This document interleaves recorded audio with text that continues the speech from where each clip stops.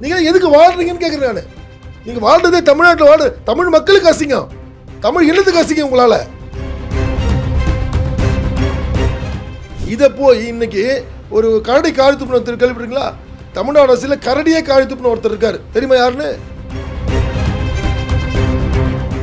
தமிழ்நாடு தலையெழுத்து வந்து இவங்க இந்த மக்கள் ஓட்டு போட்டதுக்கான தலையெழுத்தை நாங்கள் அனுபவிச்சிருக்கோம்.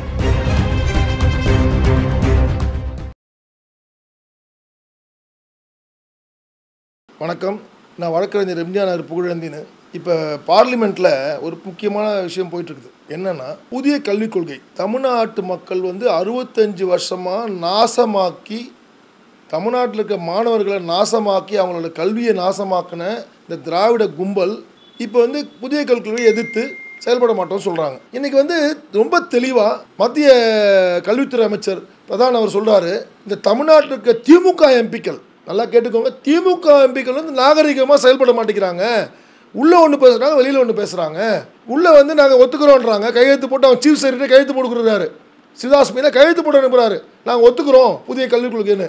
ஆனால் வெளியே வந்துட்டு அரசியலுக்காக, மக்களை ஏமாத்துறதுக்காக, ஆட்சியாளரை வந்து எதிர்க்கணுன்றதுக்காக பொய்யான தகவல் கொடுக்குறாங்க. அதனால் ரொம்ப சீப்பாக நடக்கிறாங்க இவங்களால தமிழ்நாடு இருக்கிற மாணவர்கள் தான் பாதிக்கப்படுறாங்க அப்படின்னு அவர் சொன்னார். என்ன தப்பு அதில்?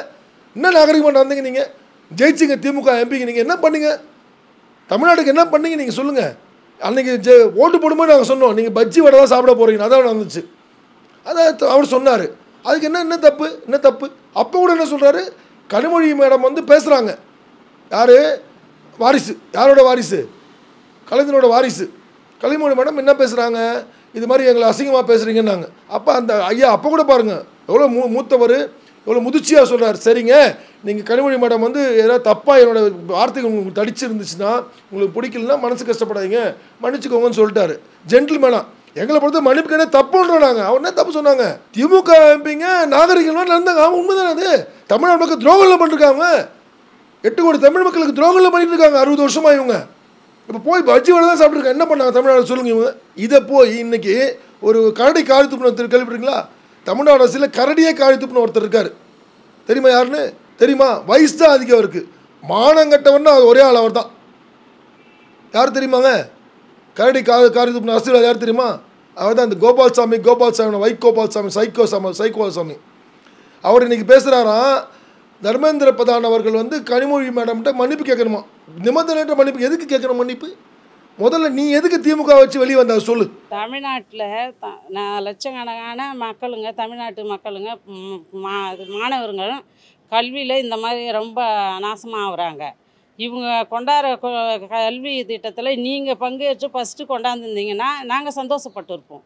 ஏன் வெளி மாநிலந்து வராங்கன்னா அவங்க வந்து இந்தியை கொண்டாந்து தெளிக்கலை. இதில் எல்லா மொழியும் கொண்டாடுறாங்க. ஆனால் இது வந்து இந்த நம்ம இதுவில் அரசியலில் வந்து இது தவறானது. இந்த தமிழ்நாட்டு மக்களுங்களுக்கு, பிள்ளைங்களுக்கு தான் எந்த ஊருக்கு போனாலும் எந்த மொழியும் கற்றுக்க முடியாத இருக்குது. சில வசதியான ஃபேமிலிங்களில் இருக்கிறவங்க நல்லா எடுத்து போயிட்டு அவங்க பிள்ளைங்கள படிக்க வச்சு அமெரிக்கா, லண்டனு அங்கங்கே அனுப்புகிறாங்க. நம்மள மாதிரி ஏழை மக்களுங்க எங்கே போவோம்? தனித்தனி அவங்க ஃபேமிலிக்கு செஞ்சுக்கல. நீங்கள் அதை எடுத்து பண்ணுங்கள், நீங்கள் ஆட்சியில் பண்ணுங்கள், யாரும் வேணாம்ல, எந்த ஆட்சி வந்தாலும் பண்ணுங்கள். இது ஆட்சியில் வந்து பண்ணுறதுக்கு தப்பு இல்லை. குழந்தைங்களுக்கு நல்ல கல்வி வரணும், எல்லா மொழியும் கற்றுக்கணும், எல்லா நாட்டுக்கும் நல்லா போயிருக்கணும், அவ்வளோதான். இது வந்து தர்மேந்திர பிரதான் சொன்னதில் எதுவும் தப்பு இருக்கிற மாதிரி எனக்கு தெரியல. மேபி அவர் அங்கேயே வந்து அவர் நாகரிகமாக என்ன சொன்னாருன்னா, அவங்க மனசு புண்பட்டு இருந்தாக்கா மன்னிப்பு கேட்குறேன் அப்படின்னு சொல்லிட்டார் கூட. இதுக்கப்புறம் கூட மறுபடியும் இந்த பிரச்சனை ஏன் இவ்வளோ பூதாகரமாக கொண்டு போகணுன்றது தெரியல. ஏன்னா வைகோ வந்து எதுக்கு முதல் தனி கட்சி ஆரம்பித்தாருங்க? வாரிசு அரசியல் வந்து இருக்கக்கூடாதுன்றதுக்காக தான் அவர் தனி கட்சியை ஆரம்பித்தார். இன்னைக்கு பையனுக்கும் அவருக்கு சீட்டு வேணுன்றதுக்காக போய் மறுபடியும் சேர்ந்துக்கிட்டு மானங்கெட்ட அரசியல், அதே வாரிசு அரசியலில் போய் சேர்ந்துருக்காரு. ஸோ இன்னும் மறுபடியும் ஏன் இது மாதிரி பண்ணுறாருன்னா, மேபி அவங்க பொண்ணுக்காக மறுபடியும் இந்த மாதிரி பேசுகிறாரான்னு எங்களுக்கு தெரியல. மேபி அவர் பேசுனதில் வந்து தர்மேந்திர பிரதான் பேசுனதில் எந்த தப்பும் கிடையாது. இங்கேருந்து போன எம்பிங்க வந்து வடை, காஃபி, பஜ்ஜி சாப்பிட்டுட்டு தமிழ்நாட்டுக்கு இது வரைக்கும் எதுவும் செஞ்சதாக தெரியல. தமிழ்நாடு தலையெழுத்து வந்து இவங்க இந்த மக்கள் ஓட்டு போட்டதுக்கான தலையெழுத்தை நாங்கள் அனுபவிச்சுக்கிட்டு இருக்கோம். கனிமொழி கிட்ட வந்து அமைச்சர் வந்து பேசுனது எந்த தப்பும் இல்லைன்னு எனக்கு தோணுது. அவர் அந்த சட்டசபையில் வந்து என்ன பேசுனாங்க நமக்கு தெரியாது. இருந்தாலும் அவர் வந்து தப்பாக இருந்தால் மன்னிச்சிக்கம்மா அப்படின்னு ஒரு வார்த்தை, அதுவே பெரிய விஷயம். அதை திருப்பி திருப்பி வந்து வைகோ வந்து மன்னிப்பு கேள் அப்படின்ற ஒரு வார்த்தை எதுக்கு கேட்குறாரு? திமுக எதுக்கணும்னு கட்சி ஆரம்பிச்சாரு. ஆனால் வந்து இப்போ இன்றைக்கி பார்த்தீங்கன்னா அது நின்றுட்டு அவங்களுக்கு சார்பாக இல்லைம்மா எனக்கு பொண்ணுக்கு அமைச்சர் பதவி கொடுப்பியா, இல்லை இந்த பதவி கொடுப்பியா, அப்படி பதவியாக கேட்டுகிட்டே போகிறாங்க. என்ன விஷயம்? அவங்கவுங்க சுயநலத்துக்காக அவங்கவுங்க சுயநலத்துக்காக ஒரு கட்சி. இப்போ மும்மொழி கொள்கை வந்து எதிர்க்க வேண்டிய அவசியம் இல்லைங்க. எங்கள் பிள்ளைங்க எல்லாம் வந்து சிபிஎஸ்சிலையோ இதுலேயோ படிக்கிற பிள்ளைங்களா இருந்தாக்கா அது தேர்ட் லாங்குவேஜ் கம்பல்சரி எல்லாருக்கும் இருக்குது. அதே கார்ப்பரேஷன் படிக்கிற பிள்ளைங்களுக்கு வந்து தேர்ட் லாங்குவேஜ் ஒன்று வேண்டான்னு சொல்கிறதுக்கு யாருக்குமே ரைட்ஸ் கிடையாது. படிக்கிற பிள்ளைங்க பேரண்ட்ஸுடைய பெர்மிஷன் அவங்களுக்கு இருக்குது. அவங்க படிக்கிறேன்னு இன்ட்ரெஸ்டாக இருக்க பிள்ளைங்களை தடுக்கிறதுக்கு நீங்கள் யார்? ஃபஸ்ட்டு மக்களுடைய விருப்பத்தை முதல் தெரிஞ்சுக்கோங்க. அரசியல் பண்ணுறது பெரிய விஷயம் கிடையாது. மக்களோட விருப்பம் என்னன்னு தெரிஞ்சுக்கிட்டு நடக்கிறது தான் ஒரு அரசனுக்குடைய சிறந்த இது. அப்படி பார்த்தீங்கன்னா மக்கள் வந்து எல்லாருமே வந்து விரும்புகிறாங்க. இந்த தேர்டு லாங்குவேஜ் வசதி இருக்கிறவங்க டியூஷன் வச்சு படிச்சுக்கிறாங்க. இல்லாதவங்க ஹிந்தி தான் படிக்கணுன்ற எந்த கட்டாயம் சொல்லலையே. எந்த இடத்துல வந்து ஹிந்தி தான் படிக்கணும்னு சொல்லியிருக்காங்க? எதுலேயும் மென்ஷன் பண்ணல. நீங்கள் வந்து அரசியல் பண்ணுறதுக்காக ஹிந்தி திணிப்புன்ற ட்ராமா இன்னும் அதே மாதிரி 60 வருஷத்துக்கு முன்னாடி நடந்த அதே ட்ராமாவை இப்போவும் போட்டுட்ருக்காதீங்க. மக்கள் வந்து ரொம்ப விழிச்சிக்கிட்டு இருக்காங்க. முன்மொழி கல்வி வந்து நம்ம பசங்களுக்கு தேவையான விஷயம். எதுக்குன்னா நம்ம லாங்குவேஜ் மட்டும் பார்க்குறோம். தமிழ்நாட்டில் தமிழ் மட்டும்தான் இருக்கணும்னு. அப்போ இங்கிலீஷ் ஏன் வந்தது? இங்கிலீஷ் ஏன் கொண்டு வந்தாங்க? இங்கிலீஷ் மீடியம் ஏன் கொண்டு வந்தாங்க? சரி, ஏன் தனித்தனியாக இப்போது தனியார் பள்ளி உருவாக்குச்சு? தனியார் பள்ளி உருவானது மட்டும் இல்லை, அதுலேயும் ஸ்பெஷல் ஸ்ட்ராங்காக ஒன்று வச்சுருக்காங்க. எதுக்கு? அங்கே போனீங்கன்னா எத்தனை மொழி படிக்கிறாங்க? அப்போ பணம் இருந்தால் எல்லோரும் படிக்கலாமா? பணம் இல்லாதவங்களுக்கு மொழி கிடையாதா?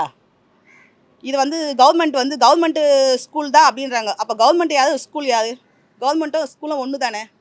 இப்போ கவர்மெண்ட் நடத்துதுன்னா கவர்மெண்ட் ஸ்கூல் கவர்மெண்ட் தான் நடத்துது. அப்போ கவர்மெண்ட் தானே கொண்டு வரணும். அதை பிள்ளைங்கள் வந்து படிக்கணும், பின்னாடி வந்து நல்லா வளரணும் பசங்கன்னா தமிழ்நாட்டு உழவுனால பசங்க தான் ரொம்ப முக்கியம். அப்போ வந்து என்ன பண்ணணும்? நம்ம தமிழ்நாடு தான் வந்து கவர்மெண்ட் ஸ்கூலில் எந்த அளவுக்கு முன்னேற்றணும் அப்படின்னு நினச்சி இந்த முன்முன் கொள்கையை கண்டிப்பாக வந்து கொண்டு வரணும். வைகோ அவர்களே, நீங்கள் எதுக்கு திமுகவில் வெளியே வந்தீங்க? இன்றைக்கி இருக்க முதலமைச்சரை எது தானே வந்தீங்க? வாரிசு அரசியல் தானே வெளியே வந்தீங்க. இப்போ மாணவர் ரோசம் இல்லாமல் உங்கள் பையனுக்காக காலில் வந்தீங்களா அதே ஆள்கிட்ட? நீங்கள் எதுக்கு வாழ்றீங்கன்னு கேட்குறேன் நான். நீங்கள் வாழ்றதே தமிழ்நாட்டில் தமிழ் மக்களுக்கு அசிங்கம், தமிழ் இனத்துக்கு அசிங்கம் உங்களால். இவர் வந்து இன்றைக்கி பார்லிமெண்ட்டில் பேச வரான். எதுக்கு? அப்பனுக்கு ராஜ்யசபா சீட்டு, புள்ளிக்கு லோக்சபா சீட்டு. இவங்க எதுக்கு இருக்காங்க அரசியலில்? இந்த வைகோவும் அவன் பையனும் வேறு எதனா பொழப்பு பண்ணலாம். பாவம் அந்த தொண்டர்களை ஏமாற்றி அந்த காலத்தில் ஏதோ நம்ம தலைவர் தமிழின தலைவர் பிரபாகரனுக்காக அவங்களாம் கூட சேர்ந்தாங்க. அவங்க துரோகம் போகிற இடத்துல துரோகம் தாங்க. இவங்க குடும்ப வாழ்க்கைக்காக குடும்ப வளர்ச்சிக்காக வைகோ பையன் என்ன வேலை செஞ்சா தெரியுமா? என்ன பிஸ்னஸ் பண்ணியிருந்தான்? ITC company agent. ஐடிசி என்னது? Cigarette company.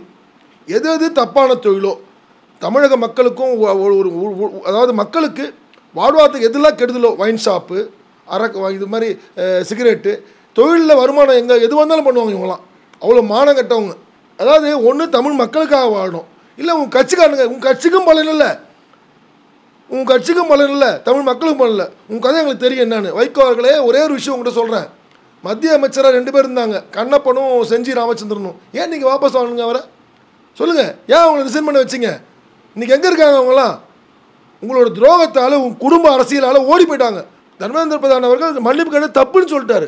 அவங்களால பெரிய மனுஷ தன்மையோட என்ன இருந்தாலும் ஒரு மகளிர், ஒரு லேடிஸ் எம்பி, அவங்க சீனியர் எம்பி. அதனால் சரிங்க, உங்களுக்கு மனசு வருத்தப்பட்டால் நான் வருத்தம் தெரிவிச்சுன்னு சொல்லிட்டாரு. இதோட என்ன பண்ண உங்களுக்கு மன்னிப்புக்கள் தர்மேந்திர பிரதான் அவர்களே மன்னிப்புக்கள், கனிமொழி மன்னிப்புக்கள் அப்படின்னு சொல்கிறாராம் பார்லிமெண்ட்டில். மெக்கமானல இருக்கு. இந்த மானங்கட்ட கரடி கார்த்துப்புன அரசியல்வாதியை தமிழ்நாடு மக்கள் புறக்கணிக்கணும். இதிலே தெரிஞ்சுக்கோங்க. நீங்கள் புறக்கணித்து தமிழ்நாட்டில் இனிமேல் இந்த திராவிட பொய்யர்கள் தமிழக மாணவர்களை, பல லட்சம் மாணவர்கள் வாழ்வாதாரத்தை கெடுக்கிற இவங்களை வந்து தமிழக மக்கள் புறக்கணிக்கணும். இது ஒரு எடுத்துக்காட்டு. இது